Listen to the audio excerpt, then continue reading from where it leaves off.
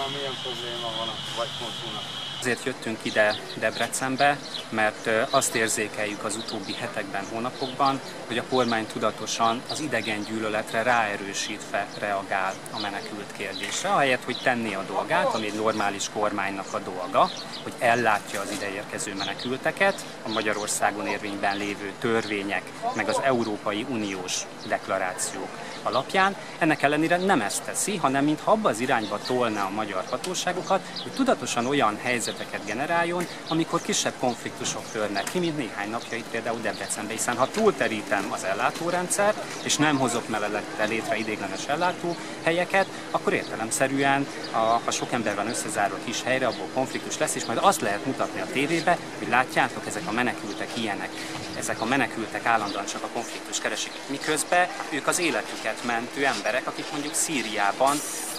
ugye egy polgárháborús helyzetben éltek, ahol az ő életük konkrét veszélyben volt. És a